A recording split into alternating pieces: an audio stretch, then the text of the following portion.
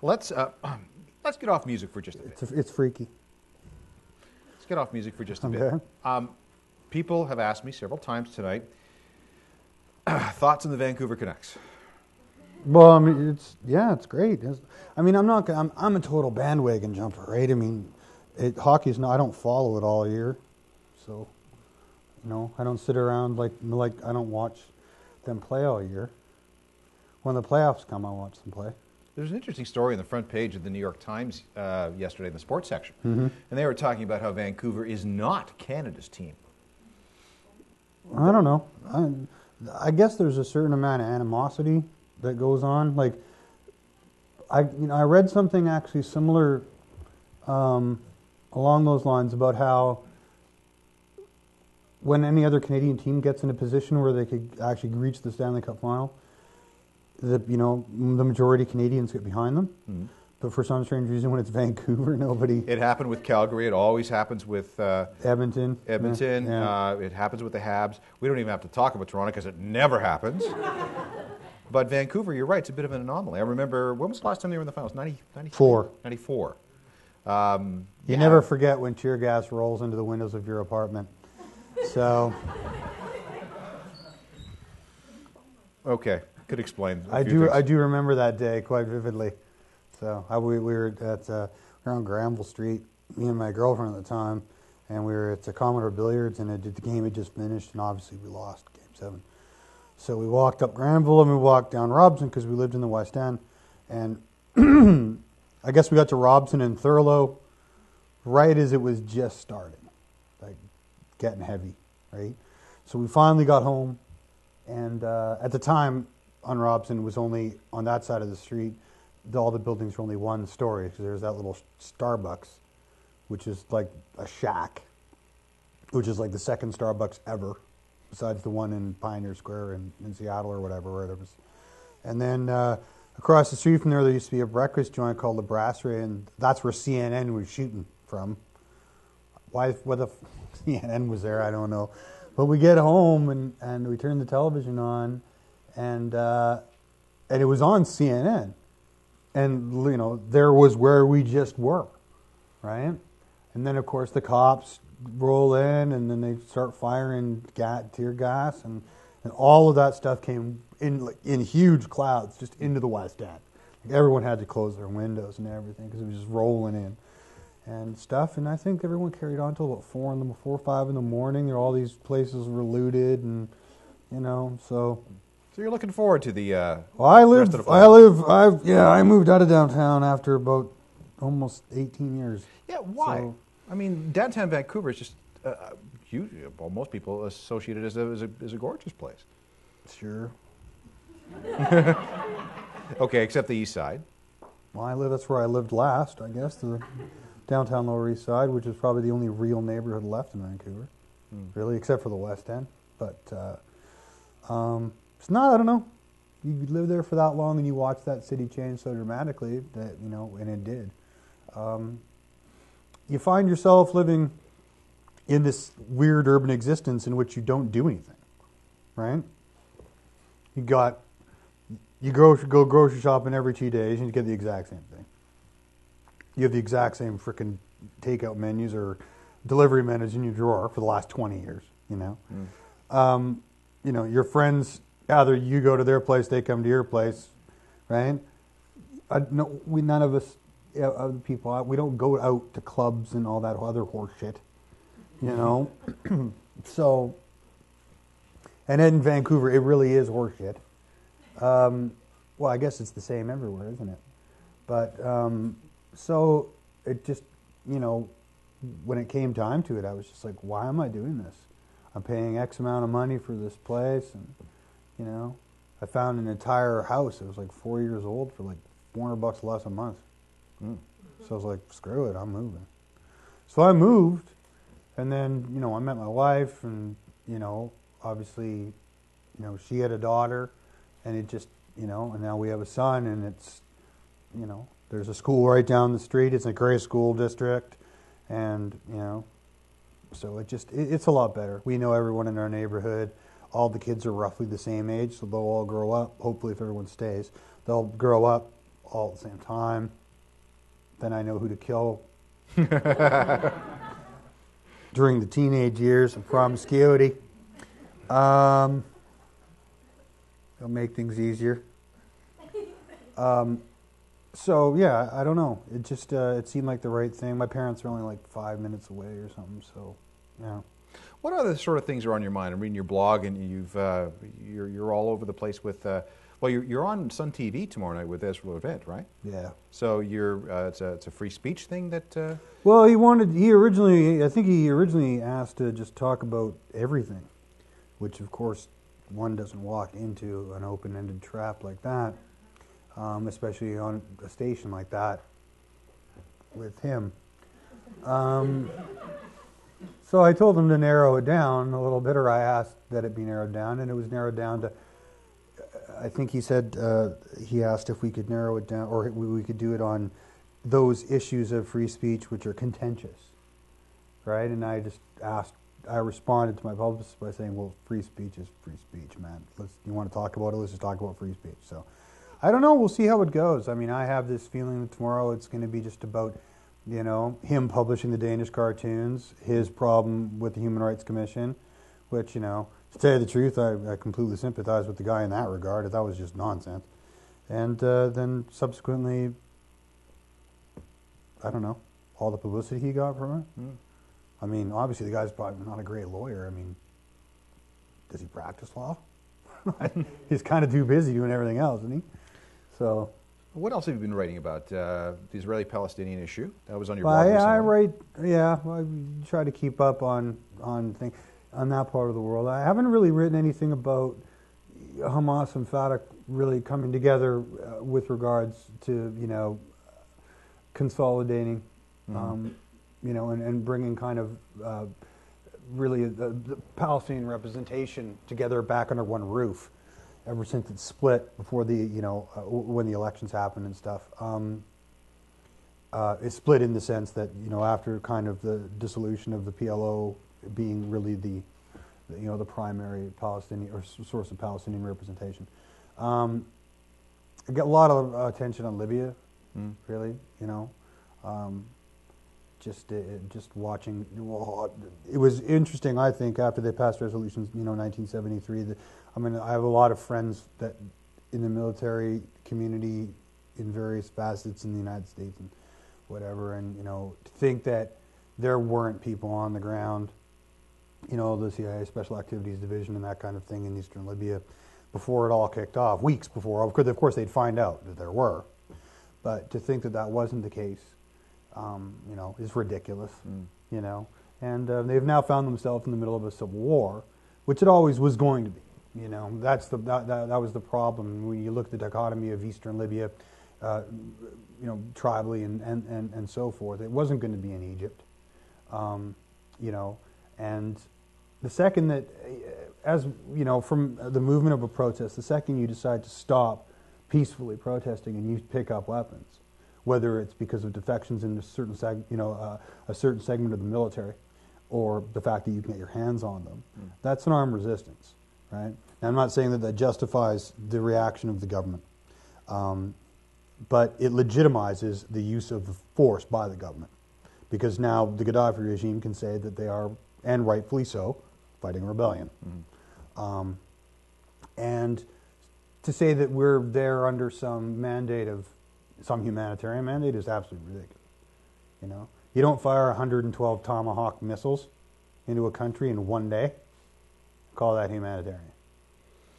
So it just and of course there's been massive collateral damage now, and and you're dealing with factionalized. You're dealing with a highly factionalized group of people.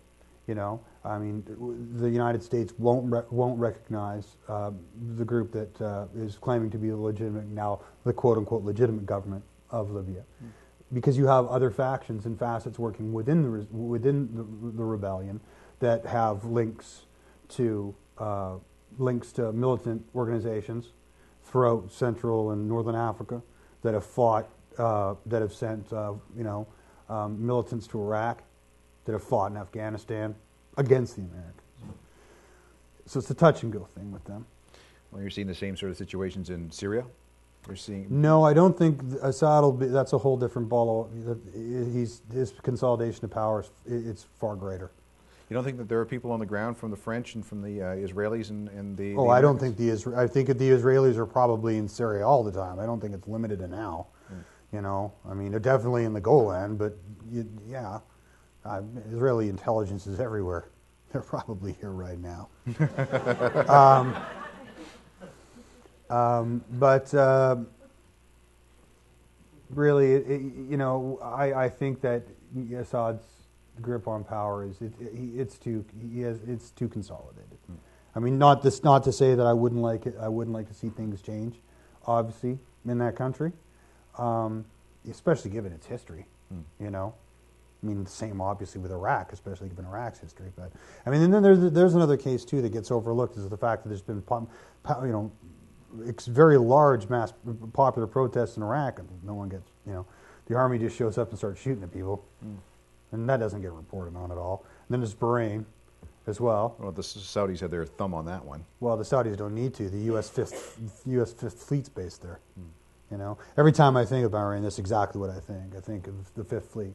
You got an entire carrier group, you know, so that's in a carrier group, half air wing, subs. You got an amphibious, so the 51st Assault Group, that's an amphibious attack. I mean, you got enough there. That equals the entire military of a small country. See, you should be on CNN. No, not CNN of all places. Okay, well, wherever you could be. I could have to pass Wolf Blitzer, and that would just creep me out. You'd be a good defense analyst. Well, I don't know. I only have a degree from the library. Okay, back to the record. The first song I get was it the first song that appeared on SoundCloud was In Place of Lesser Men? Yeah. Interesting how SoundCloud has taken off as a delivery mechanism for people. It's a great service. It's awesome. Awesome. Does everybody know what SoundCloud is? Okay, and how you can actually comment on the song as it's playing, and then you can share it or embed it, or if you want, download it? Yep. So the great thing about it is what I love about it the best is that, like, say you like a song and you got a site. You can take the song and embed it on your site. All you're doing is spreading the song, right? You're sharing it with other people, but you're not doing it in a crappy way, like you stole it. And the other thing too that's cool about SoundCloud, I don't use the feature, like, because I had to pay for a more expensive version of it to get certain features. But another really cool thing about it is that, say I was like a record label, you can put a thing on your website where people can actually just drag MP3s from their desktop, like right on to this little thing, and it's like a drop-in box, and it sends their MP3 right to you, so you can check out their music. Wow, it's pretty cool. So who needs MySpace anymore? Who needed MySpace 5 years ago? Yeah, no kidding. It's just it's redundant. So not only that, it's like, no offense to anyone who might be visually impaired, but they might work at MySpace. Who designs that fucking site? It's like they have a time machine and they keep going back and hiring guys from 1987. Yeah. And he's saying, come to the future and design. Where did all those GeoCities people go? MySpace. Exactly. Yeah, there you go. It's just like the most horrible. And then who comes? I mean, they're sitting around. I can just imagine the board meeting. They're sitting around and they're thinking, okay, how can we make this more today? We'll take the my out of it. We'll just put brackets. That'll do it. You know? Well, Rupert Murdoch spent $580 million on it. He'll be lucky if he gets a sixth of that, if he manages to unload it at all. I wouldn't think that he'd be able to unload it at all. No one. I mean, I'm utterly amazed and shocked if I find like a new band or something or a new song that I like, and you'd Google them, and the first search result that comes up is their MySpace page as their official page. And then you go to it, and then like someone's actually taken the time to make it look like unbelievably good, except that it still has crappy MySpace navigation and stuff and functionality. And I just don't understand that. You could use a Blogger blog with second-party applications and make it 1 billion times better. Like, and that was 15 more minutes of your life? Like, I don't understand it at all. But So when A Place of Lesser Men was the freebie, they came first. yeah. What about that song? That song, I mean, really, that just kind of, I wrote that song really just about, I don't know, women's perspective of, I don't know, just the world being, well, I'm not going to use the word male, well, it is male-centric, really. Let's not kid ourselves. But, I don't know, shit, what's a good way to put this? I'm sorry. I'm trying to find a good way to put this. I don't know, just kind of that strange juxtaposition about how you can, you respect a person as your equal, but you don't ever think about the fact that a lot of people don't do that. You know what I mean?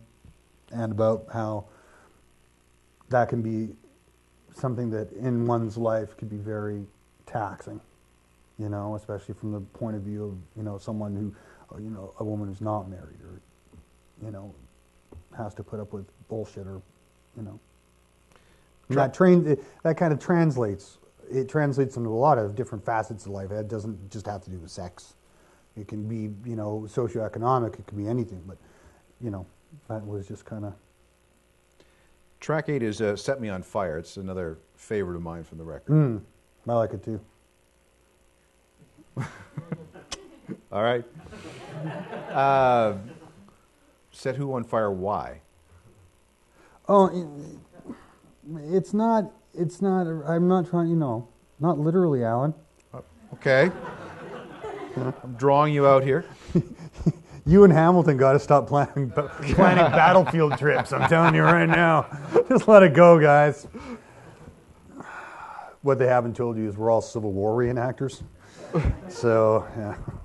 This year, right? This year, just light me.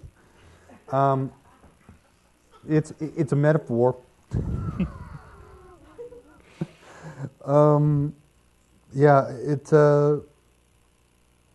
that's just another one of those kind of personal songs, really, just about, I guess, really just being a musician and, doing what you do for a living, and how the implications of what you do with regards to how it reaches other people, And then finally, we end with the title track, which is again another down-tempo song. Yep. Which provides an interesting end to the record, atmospherically, anyway. Mm-hmm. But kind of goes from down-tempo to up-tempo to down-tempo again, yeah. Then out, yeah. Yeah. It's about the sonnet or poem that Emma Lazarus wrote that's at the base of the Statue of Liberty.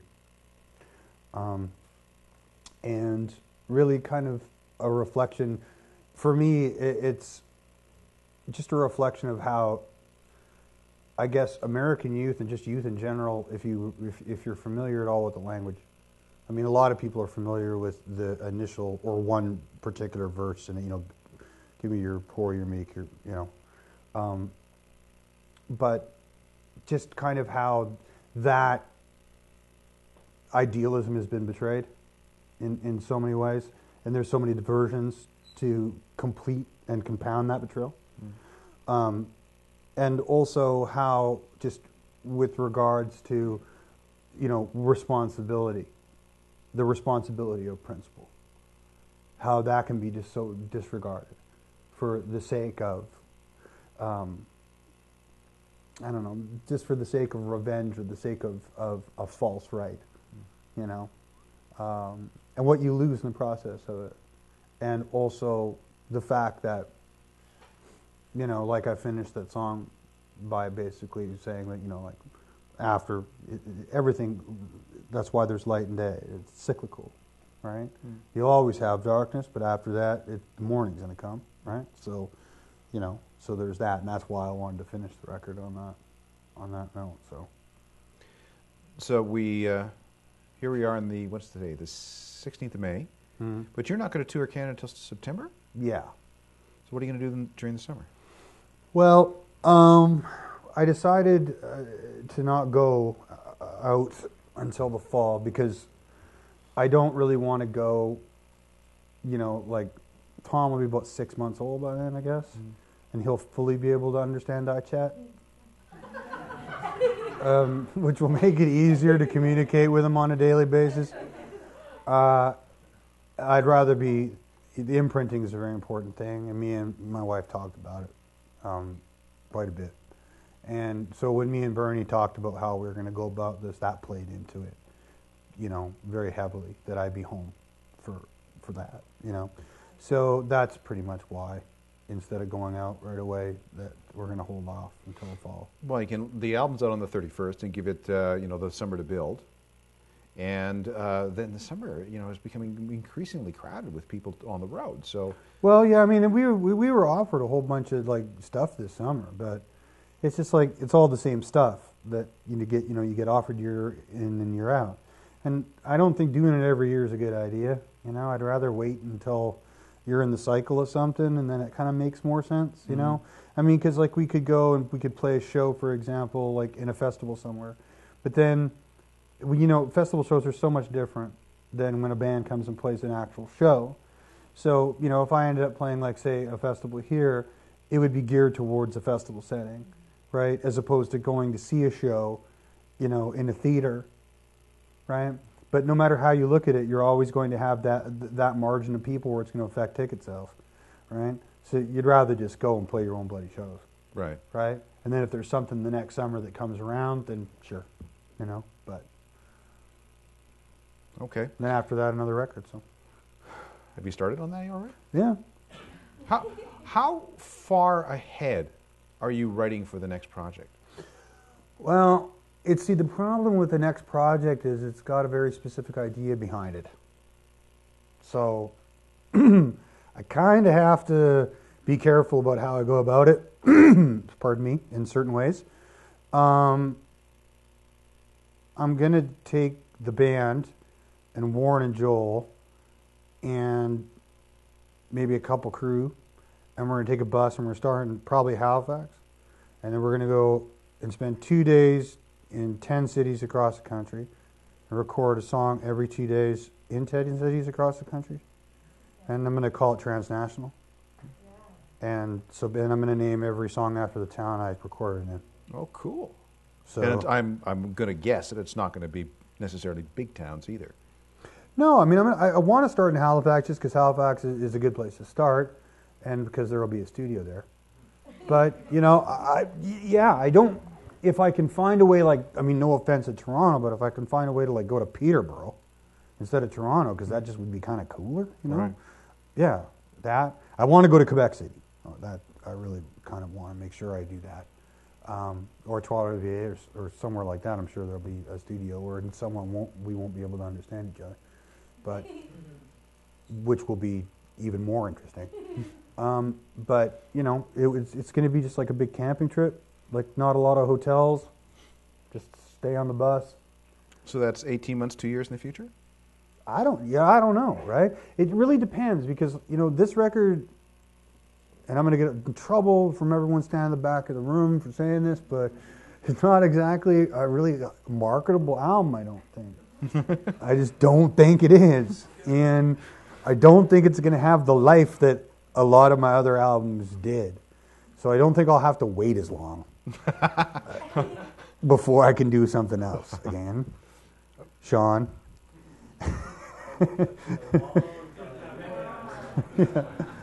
I just fucked myself, didn't I? I should have just said, everyone from Universal, leave the room. That was, I probably shouldn't have even told you, because now they just want to come. You'll probably be there now. Ivor said I could come. Is that cool? We'll all get on the bus. We'll all go. Get on the bus. Actually, we should. And we should bring a camera, like a film group. That'd be hysterical. And then we'll just keep you lit up the entire time. I don't even drink, but I know Hamilton does. So we'll just keep you guys lit up the entire, we're here. And it'll be great. But, and then we'll have the world's worst documentary. Yeah. The record will be horrible, but it'll be hilarious. Yeah. And yeah. What more could I ask for? Well, I like this record a lot. I Thank think you. it is, honestly, I think it's among your best work. It's Thank certainly you. amongst your most atmospheric and your most textured work. I've been talking about the sounds in the record, so I've been really enjoying listening to it. Everybody else here will have a chance to listen to the final 3 songs in the album, and then the album's out on May the 31st. I encourage everybody to give it a really good listen, and listen to it loud at night, because that's when it makes the most sense. Actually true. It is very true. So thanks for your time. I really appreciate it. Good luck with the record. Thanks to Thank everybody you. for coming. Thanks, everybody.